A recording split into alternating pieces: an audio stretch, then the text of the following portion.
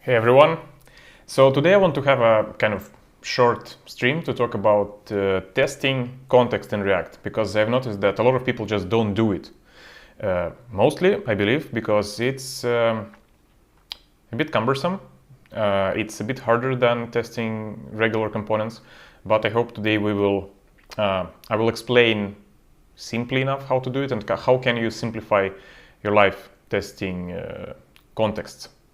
By the way, who is online? Can you say hello or just send a plus so I see how many people are watching right now? Okay, so what are we gonna do today?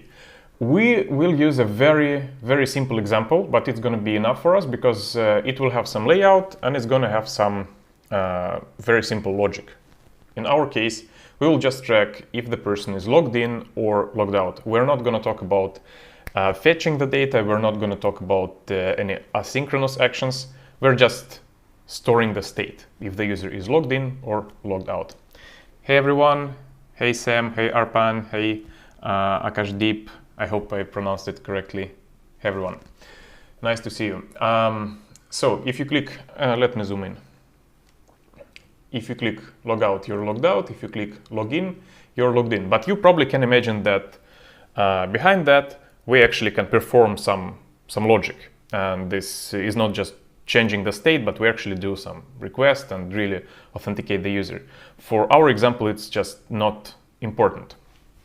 Let's first build the app and then start working on testing it. So I'm going to generate a new app using create React app package. Let's call it React context testing. Yeah, and then I want to publish the repo so you can use it.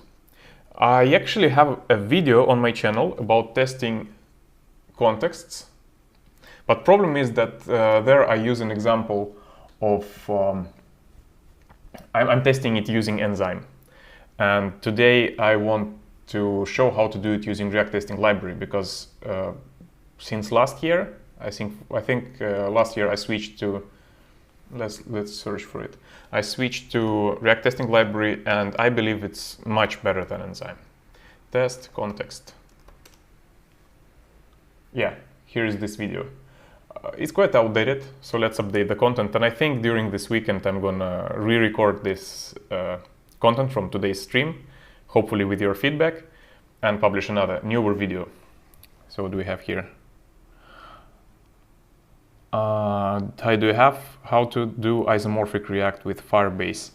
No, I only have backend applications like what is it? Express.js using Express.js and Firebase. But yeah, I could record the video about server-side rendered applications. I believe this counts as isomorphic when you use React, not only for the front-end part, but also render it on the backend. So it's a good idea to record such a video. Would you make it a series of React tests? Yeah, I'd like to. Actually, a while ago, I made a series about hooks. You see, there is this part 5. I think there are 7 parts in creating and testing different kinds of hooks. Like, for example, this one is how to test custom effect hook, like when you really want to fetch the data. If I remember it correctly, there I talk about building a front-end for a Pokemon API. Pokemon API is actually a great project. If you know more projects like this, and you are in my Discord server, please post them in the links, because having some nice API to work with, to tinker with your project is great. So Pokemon API. It's a free API that allows you to fetch data about Pokemon and build different simple applications. Maybe if you want to learn React, Vue, whatever front-end framework, back-end frameworks, it's a great resource to build some small fun project. Yeah, everyone, I see some new people here. Nice to see you. So I think the Create React app have built. Let's go to the project, React context testing, and I'm gonna open the editor. And now let's begin by creating a provider. We'll call it auth provider.js. We import React, IMR tab. Oh, it doesn't actually import React for me now. Import React from React, export auth context equals React, create context. When you create a context, you can specify the default value, but thing is that even though it's called default value, it's not gonna be the beginning value, the starting value that your components will get. This value will only be used if you don't wrap your component tree into the context provider. So this can be a bit misleading. Just keep that in mind. This time I'm not gonna provide any default value because we are not gonna use our context without the provider. And we need to save it into the constant. I'm gonna define the provider now. Export const auth provider equals a function. And inside of it, we're gonna store the state. I'm just gonna call it auth, set auth. It's gonna be a simple React use state. And by default, we should be logged out. I don't have to specify the default value here because it's gonna be undefined and the undefined value is falsy. But to be more explicit and to better illustrate my intention here, I'm gonna say that default value is false. So it's easier to understand when you read it. Okay, I see. Don't need to import React now. Yeah, I know. In newer versions of Create React app, it's now using React 17 and we don't need to import React. I'm still doing it because, you know, muscle memory. So yeah, let's forgive me for that. I think I will still keep to import React for a few weeks. So what are we gonna do next? Then we need to define functions that will log us in and log us out. Const login is a function that is gonna set auth to true. It's gonna be a very simple application. As I said, we're gonna abstract all the logic that can be related to actually logging you in or out, because in the end you will still just change the flag or store the token. It's not much more complex than that. And then we need to return the provider. I'm gonna use auth, wait a second, auth context provider. We close the tab and then inside of it we render children. And then I need to define them as a property here. Okay, good. Now we need to provide the value. And I'm gonna pass an object. Wait a second, what I'm doing. An object with status, auth, with login. And I called, you see what I did, right? I forgot to rename the login to logout. And it should set auth to false. Now we have it done correctly. We have login function that sets auth to true and logout that sets it to false. Good. So we provide auth, login, and logout as values here.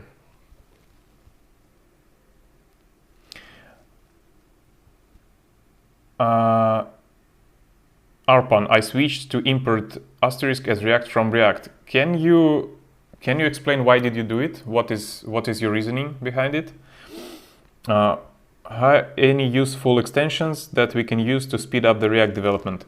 To be honest, I don't think you need any extensions. The only extension I use daily when developing React applications is wait, how do I do it? Like this? It's just plugin, but you will see it in action in a few minutes. This one. I don't use any other extensions regarding React.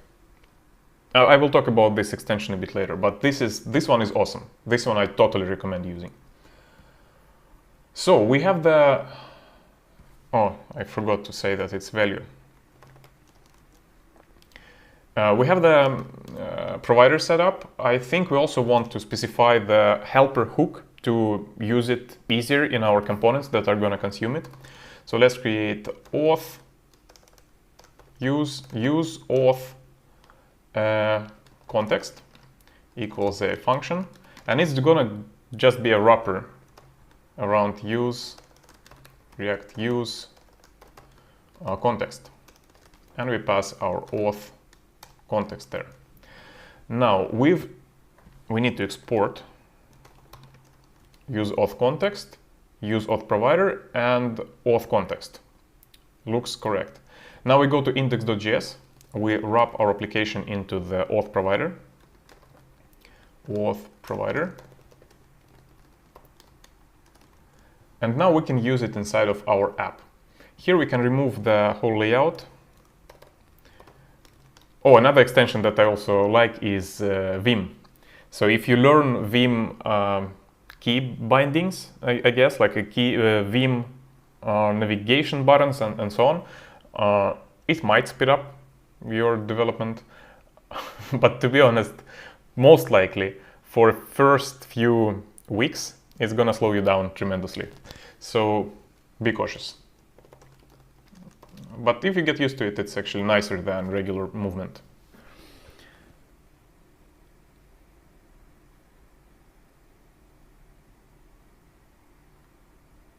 Do you need to do it like value equals object?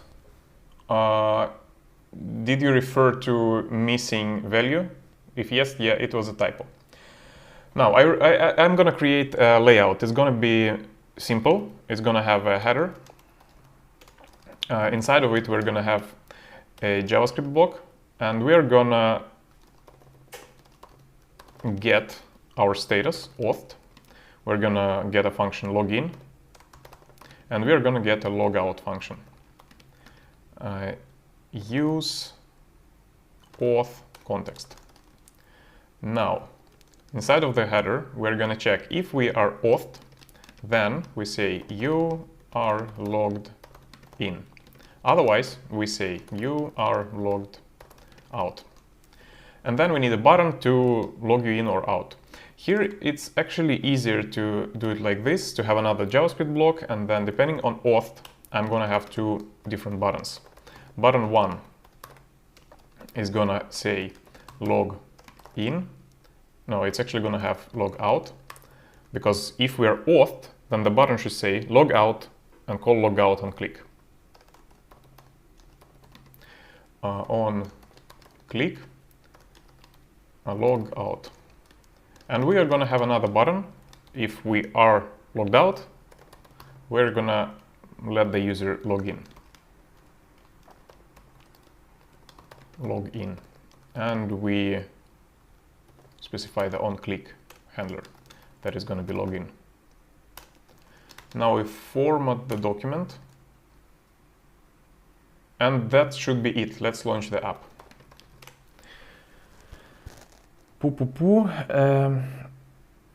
I also switched to Vim for the past month, loving it. Yeah, it's quite cool.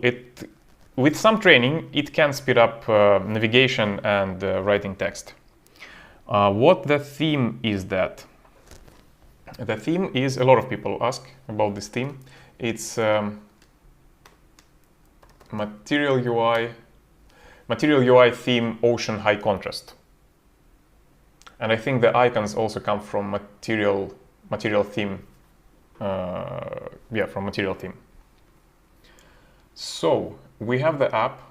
Let's reload it. Yeah, it's working. I click login, I'm logged in. I click logout, I log out. Now, this context is fairly simple. We understand how it works, right? We have state and we have two functions to change it. How can we test it?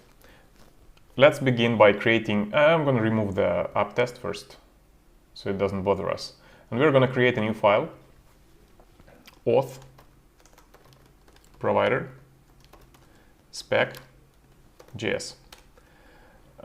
Import React from React. I believe React doesn't know how to work without importing itself in tests. Maybe I'm wrong. Still, to stay on the safe side. And I'm gonna write a top-level describe. I always, when I test any sort of components, and context is also a component, I usually start with the wrapping describe block for it.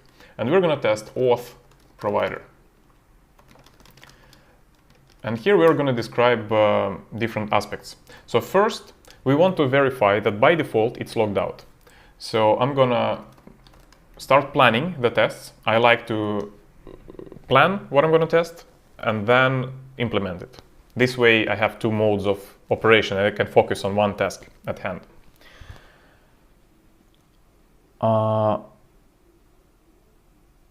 The same code base and just create different theme file during build to express which file to use. Haven't thought before about this. How to connect with React context with Firebase.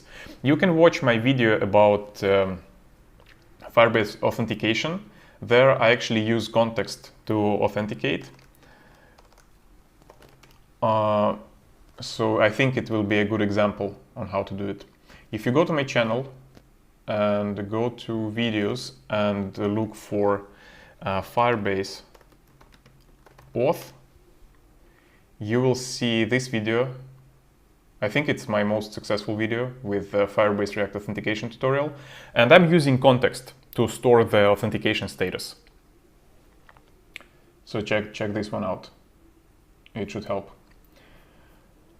Now, first thing that we want to test is that by default the auth is false. Auth is false by default. Then I want to describe another aspect of our context. We have two functions. We have login and logout. So I want to say that I'm going to test the login function, because what context does, it provides the values and possibly the functions. And the cool part about context, some people wonder, like, should you use Redux or context in some cases? So one thing that you cannot do in Redux, you cannot store unserializable data. So something that you cannot represent as a, let's say, JSON object. It's an approximation of this. You cannot store it in the Redux, only the plain data. But in context, you can store anything. You can actually store the references to DOM elements. You can store binary objects, files, whatever. Like, you can make anything available throughout the whole application. But here we only have the flag and two functions to operate it. So I like, when I'm testing the functions, to describe them through the dot. Let me show you. So we have a describe block, and I'm going to talk about the login function. So I use this syntax. So if it's a function of some object or class, I do it through the dot. I think it comes from the RSpec recommendations. If you want to read something that is describing how to organize your tests, I think the best resource is betterspecs. Yeah, betterspecs.org. It is not related to React directly. It is not even related to JavaScript. It is about Ruby and writing specs for Ruby. But in Ruby community, they have a very good culture of organizing the tests. So I totally recommend you checking this out, reading up on what kind of agreements do they use to describe the tests. And a lot of them can be directly applied to JavaScript and React Realm as well. Okay, that's about it. Betterspecs.org. Totally recommend checking it out. So we want to describe login. What does it do? It sets auth to true. And also you want to describe logout. Wait a second. Logout sets auth to false. Now let's start implementing the tests. So we remove the to do and we start with the first one. So what we're going to do here is we want to get to use the render method from testing library React.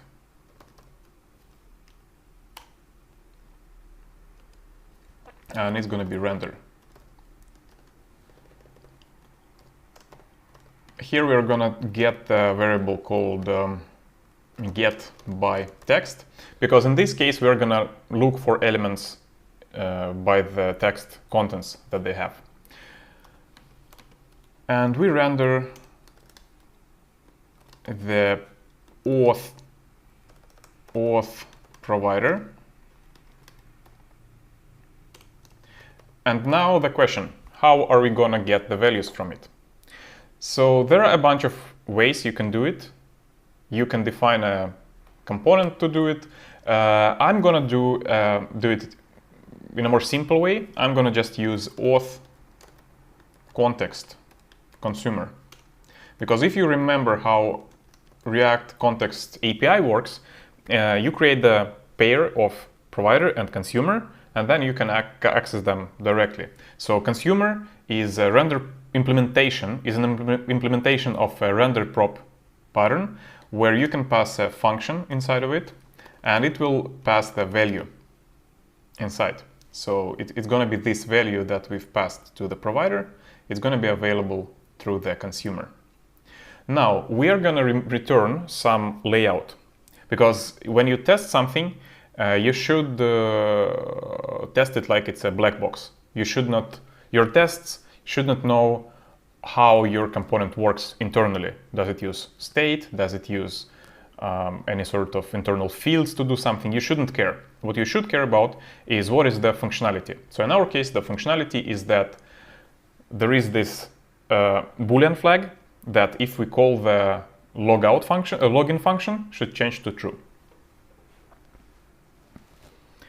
Oh, hey Neil, nice to see you. So we're going to return a span. It doesn't really matter. We could return div, or I think even use a fragment. And here we are going to, you know what, let's actually use a fragment to hold the two elements. First one is going to be a span that is going to hold the current value of the auth. Is logged in, colon, and here we get the value auth, and we convert it to string. Then we need, no, that's it. We don't even need a fragment. I thought that we're going to need a button in this test, but we don't. We're just checking the default value. Let's save it. And we need to write the expectation. So now we have a function to find the text, and we expect get by text is logged in true to be truthy.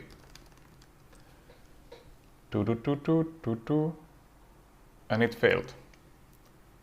And this is actually what you want to do with your tests as well. First, you need to see them fail. Let me show you something. So is logged in false. Yeah, look at this. What we got in the layout is logged in false. That's exactly what we want to see. But I intentionally wrote a failing test, because you need to make sure that your test can even fail, because if it never fails, then what? Then it doesn't test anything. There is this thing called testing cycle, or I'm not sure, red, green, refactor.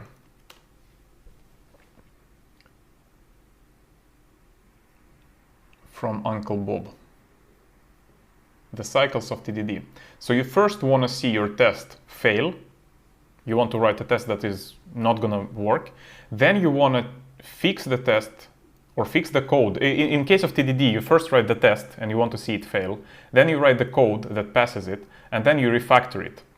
And actually, you cannot refactor without writing tests, because refactoring means that you keep the functionality but change the internal structure. And without the tests, it's close to impossible to prove that the functionality didn't change. And with tests, you can actually solidify it and then verify that your functionality stays the same while the structure changes. So this one is good to keep in mind when you write your tests. First, you need to see it fail. We saw it failing, so now let's fix it.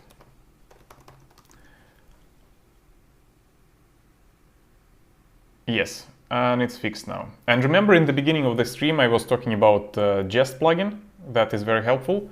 This is what it does. It allows me to not run tests in some separate tab or some terminal window. It's just inline. Very useful.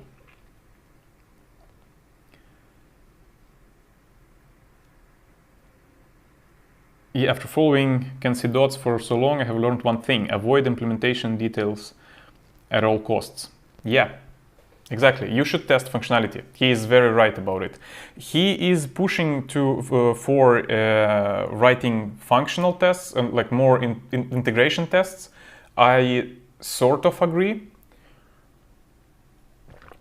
I think sometimes he might go a bit too extreme, but he's very reasonable in this sense. I agree, because integration tests provide you more certainty that your functionality works, instead of checking that each part of your code works separately, but then you cannot be sure that they work as a whole.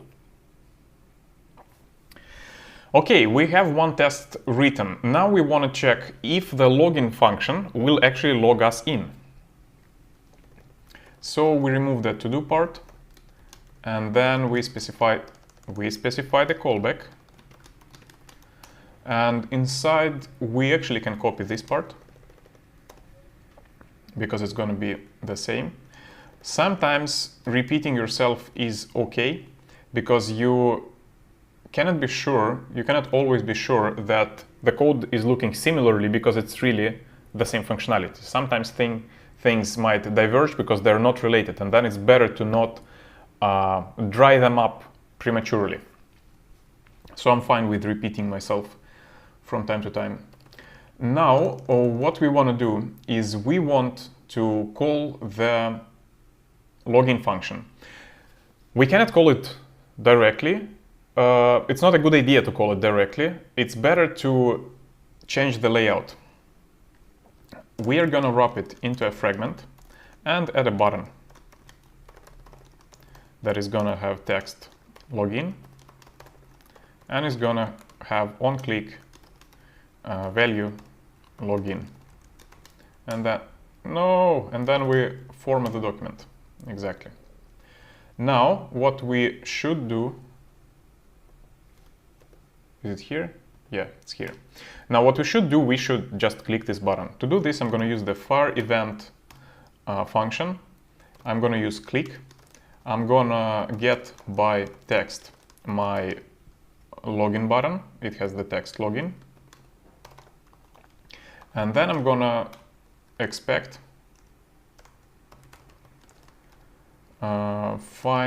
get by text is logged in true to be truthy. Let's wait. What's going on? Why is it not running?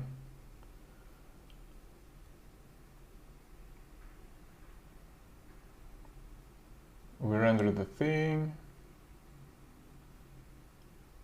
I remove the to-do.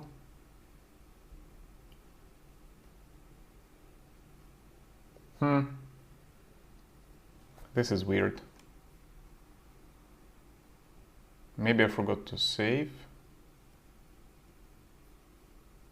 What is going on? Actually, it passed. You see, yes, sometimes this happens. Sometimes it doesn't pick up the Jest output, but you can see that it sets auth to true. Let's actually break it. And then it probably wake up. Yeah. No. Okay, we still have to rely on output. I guess when you're writing a library, unit tests can be more useful. Yes, and I think it also applies to backend functions. So when you write backend code and libraries, it is more applicable than for frontend. And also I believe that TDD is a bit more cumbersome to apply when you develop React applications, like when you develop frontend. Also depends, because on frontend we now have a lot of logic that is not strictly the layout logic. So in some parts of your applications, it might make more sense to write more unit tests. So we have our second test, which illustrates how to test the login function. And then for logout, what I'm going to do is, as we cannot change state directly, I'm going to first click login once. I'm going to click login twice. That's what I'm going to do in the second test. So I'm going to remove the to-do. At the test body, I'm going to copy this one. They are almost exactly the same. But now I want to see if I click login twice.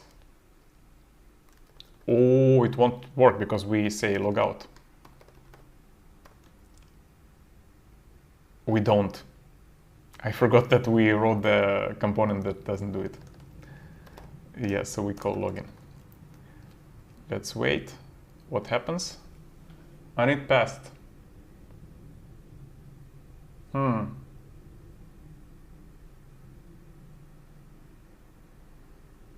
Of course, because we never call the logout. And this is how we fix it. You just add another button.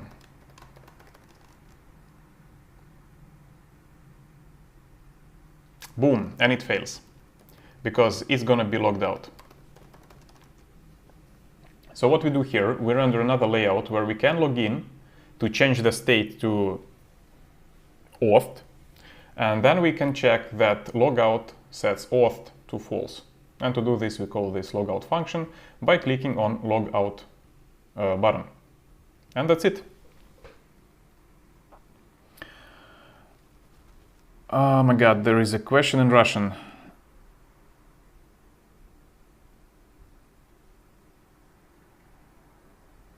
So, hello, can you answer a question? On an off-topic question, I'm trying to draw something on canvas. I put it in useRef, and the context 2D after reload can be null. I don't think I can just answer this question. Can you send a sandbox? Like if you want to get help, I don't know, if you are in Slack or my Discord, you can send me a code sandbox where the issue will be reproducible. Just create a React code sandbox. And by the way, that's an advice for everyone. If you want to get help quicker at least, create a reproducible environment where a person who you want to get help from can easily reproduce your issue. It's a big deal. It's very hard to help just by explanation of what is happening. And it is still hard to help even if you provide screenshots of your code. It's much easier to have some real working actual code at hand when you're trying to help someone. Is using TypeScript a more better option to use rather than using the JS method? I prefer using TypeScript, to be honest. If you're a beginner, then at first it will feel more cumbersome, it will feel harder to read, and maybe you will get tired a bit quicker.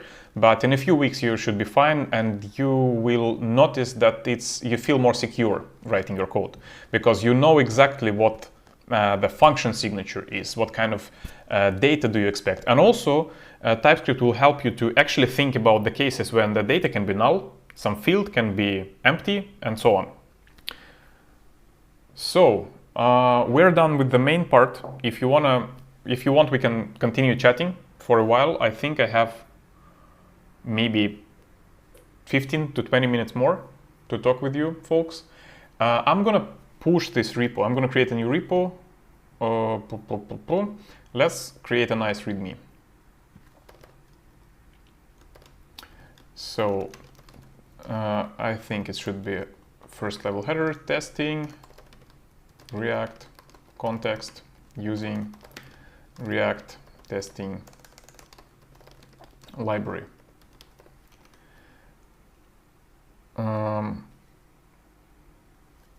An example of testing context. I think that's enough.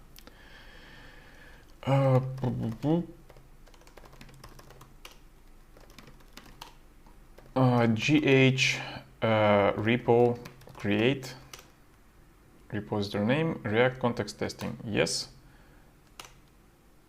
Public. Yes.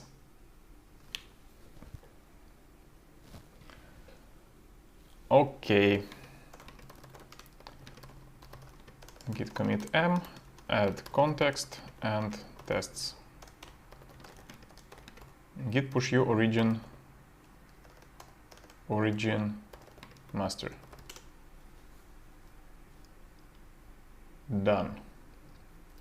So I'm gonna add this. How do I navigate to this repo? GH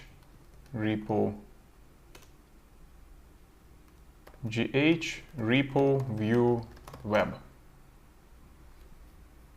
I'm gonna copy this link and add it to the video description. Edit code. Here you go. So I've just added a link to this repo to the stream description. Do you have any tutorial on any sites, free or paid? You're a really good teacher. Thank you so much. So actually right now I'm working on I have two products right now. First one is my book on New Line. Full stack React with TypeScript. In this book I talk about using React with TypeScript. I show how to do it using 6 applications. So first we build a Trello clone, then we learn the React patterns, we build a piano, online piano, then we build a drawing application where we use Canvas, and actually in this application I'm storing Canvas in the context. So it's kind of interesting. And we also use Redux there. We also learn how to write apps using GraphQL and how to use Next.js. And I also talk about testing there a lot more, because in TypeScript there are a lot of specifics, like how to set up global helpers using TypeScript, how to set up mock objects, because in TypeScript it is more cumbersome. TypeScript requires you to be very specific when you provide some values to your components or stores or whatever entities do you have there. So I'm talking about how to make it easier to you to work with that. And another thing that is probably not applicable to English-speaking audience, but I've launched a course about React. It's 80 days course where we learn how to build React applications from scratch. We for 8 weeks, for 80 days, it's not 8 weeks, I think it's 12. How many weeks is 80 days? So we build pizza configurator. This is the app that students build there. You can build the pizza, you can choose the size, you can choose the crust, you can choose the sauce, the cheese if you want to, and then you can click purchase, and then you need to enter the delivery address and so on. So I have 2 products.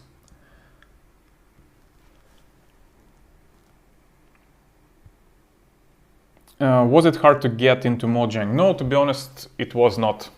I went there after working in DICE on Battlefield, and I don't know, it was just one interview. It was kind of fun. It was not anything hard. We just chatted about different technologies that we've used. It was just cool. That's 6.5 weeks. Exactly. Yeah, I'm not very good with math. Why do you prefer to use functions as components instead of classes? It seems to me that classes would be a better option. Why do you think classes are a better option? In my experience, functions allow you to have a more compact syntax. For me, it's easier. And another reason why I'm using functions is because, and understand me correctly, it is a trend now. So majority of libraries are trying to cater for this trend, and they are developing their APIs with hooks in mind. So for example, Apollo, their newest APIs are hook-based, and they're working better than class-based APIs, because a couple of years ago, I tried to implement Apollo client with React, and it had a lot of problems fetching data when you use it with TypeScript. It had broken typings, and I think even this summer they had this issue. But with hooks, it works perfectly. So for me, it makes more sense. Okay, politics here. Do you use Strapi? I don't remember what is Strapi.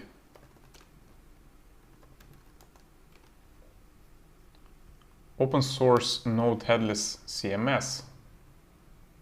No. Is it a good idea to use it?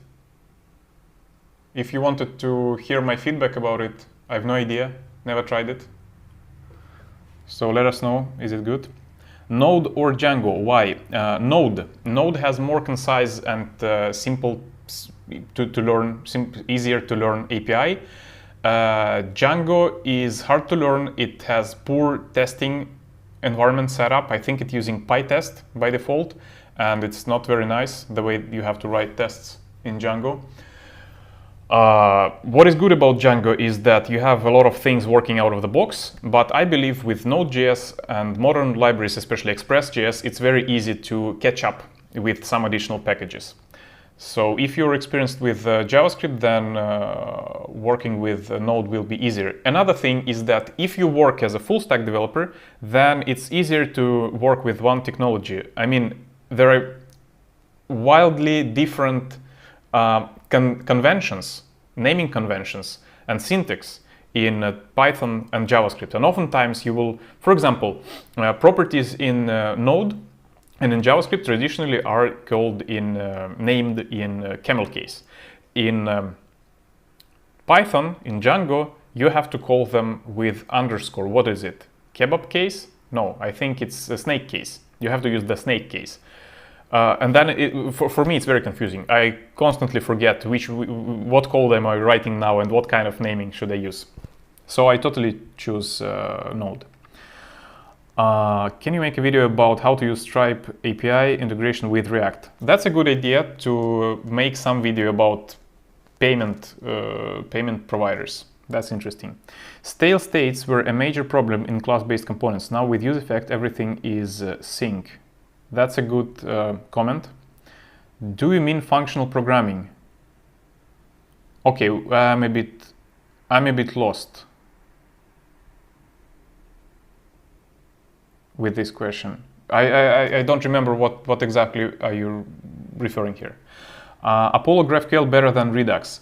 They serve different purposes. So Redux is to store your local application data, and like the data that is relevant for your application, but not something that is necessarily should be in sync with the backend. And Apollo allows you to sync your application state with the backend. Same with what is this? React Query. So React Query and React Apollo, they have a lot of similarities. They have kind of similar API. And there is a video by the creator of React Query library where he talks about the reasons of this libraries existing.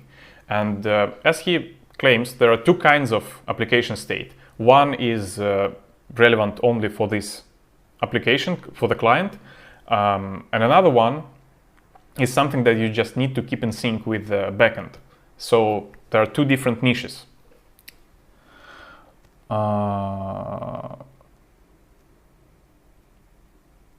Off topic question, what mean and how you create your nickname sentence deer? Looks very memorable. It's like, it's a typo when you try to type in Santa's deer and you make a typo, or maybe two of them. Here you go. This is how you get it. How can I create no SSR page in Next.js app? Dynamic based on promise works bad sometimes. It's hard to answer quickly. I think I would have to just try doing it. I cannot answer it straight ahead. Payments, PayPal, please. Good idea. Stripe is a good alternative to Firebase or AWS. Really? Are they direct competitors? Design API. Do they have good examples here? So how does it work? And it's self-hosted, right? So you can host it on any sort of backend. Okay, I want to see examples. Use cases. Let's go to the docs. Maybe a quick start guide. We install it. We can add different content types. And it automatically creates the API endpoints, right? Okay, I will need to look into it. That sounds very interesting.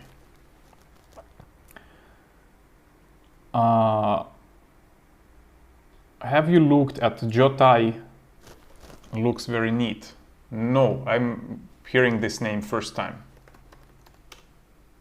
I love it. Like every time I do a stream, I learn something new. Primitive flexible state management for React. No extra re-renders, state resides within React, and you get full benefits from suspense and concurrent mode. It's scalable from a simple reactive state replacement up to a large application with complex requirements. So what is the API? Okay, we have items. Okay, and then how do we work with them? Okay, this looks very similar to use state. That's good. You can use derived values. Ooh, that's cool. I think I like this idea because you have a very compact API that you can build on top very easily. I want to play with it. Maybe let's do next stream and explore Jotai. Arpan, if you have some good examples of like what could be nice to build next Wednesday or maybe the other week, let's talk in Discord. Let's discuss it in Discord. What can we do to try out Jotai? I think it really looks interesting. Oh, George Nonis, nice to see you. Haven't seen you in a while. Can you please make a video about securing a website built on React MERN? Yes, I'm gonna do it. I want to go through. So first of all, if you want to build secure applications, you need to track the website called OWASP Foundation. They have articles, training, explanation materials, like everything you need to build secure client and server-based applications. So I totally recommend go there. And okay, that's a lot of ads here. How they've updated their sites? Projects. Yeah, start here. OWASP top 10. Top 10 web application security risks. Start here, read about all of them. That's going to be a good start. So I want to record a video or maybe host a stream where we would talk about those and try to implement, either break in an application that has this vulnerability or just discuss how does this vulnerability works. Maybe Nest.js plus React.js type ORM. It could be a CRUD. What do you think? Nest.js. I don't like Nest. That's the problem. Nest has a very complex Angular kind of approach, so I would skip working with Nest. But type ORM, I don't remember what is it. Maybe some Express with type ORM. That's interesting.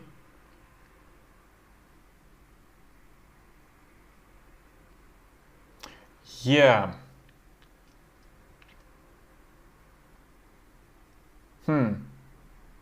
Does it work with Express?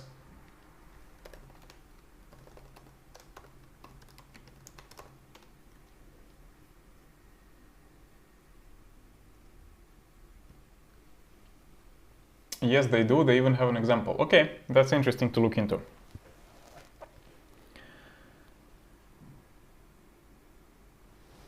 Cool. Okay, I think we are gonna end now because last time I actually hosted four-hour stream when we were talking about tic-tac-toe.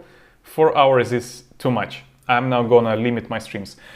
Today's one was short. I wanted to stream it for 50 minutes, but it was nice. Very fruitful. Wow, 2K issues open on GitHub.